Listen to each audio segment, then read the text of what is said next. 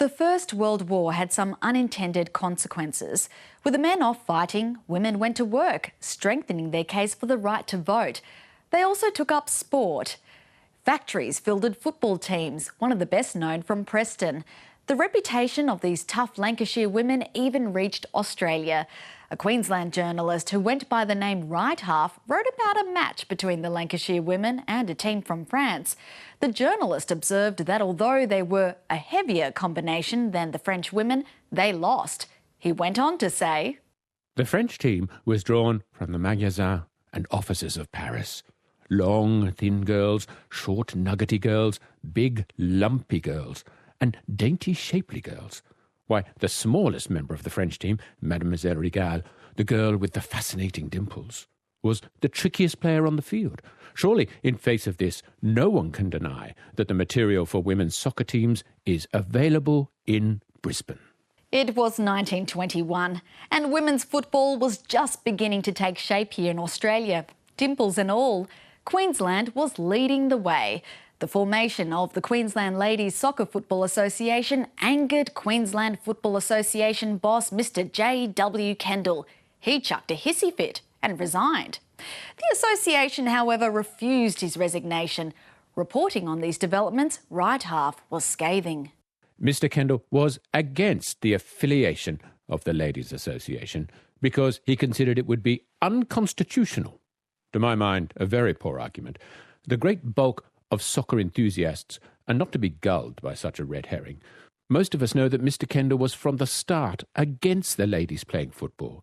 He's always appeared to treat the subject more or less as a joke. The women were so angry they turned to the Australian Rules League for the inaugural match as a curtain raiser to that code's game.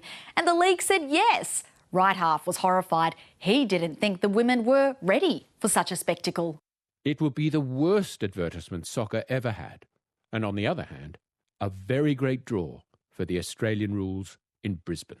The curtain raiser was abruptly cancelled, with one female player telling Right Half, "If we appeared in public, you menfolk might see a lot to laugh at, and we want to avoid what my brother calls making asses out of ourselves." The game went ahead as a standalone despite the drama around it. It's believed to be Australia's first public game of Women's Association football. The crowd, 10,000 strong. A series of matches followed, but then came December 5, 1921, a dark day for women's football. A cable from London declared the Council of the Football Association had prohibited the use of its grounds by women, expressing a strong opinion that the game is quite unsuitable for women. In 1921, Australia looked to the mother country for advice on all aspects of life, even how to govern football. In February 1922, the British Association Interstate Conference in Melbourne decided to also ban women. So, did the ban work? No, not really. The women were defiant and discreet. The Queensland Ladies Football Association kept their games and whereabouts a secret.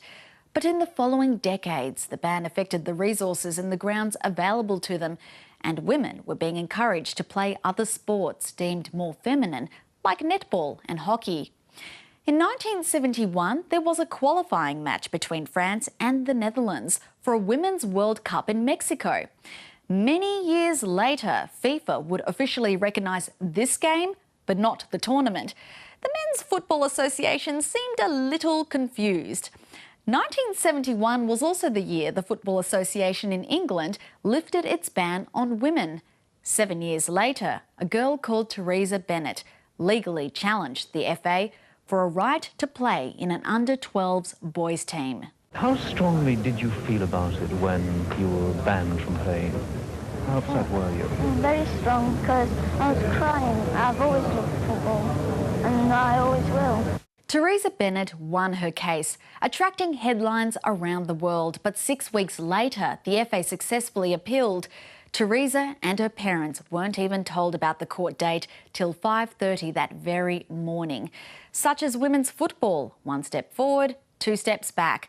But if there's one thing to learn about the women's game, it's this: defiance and persistence pays off.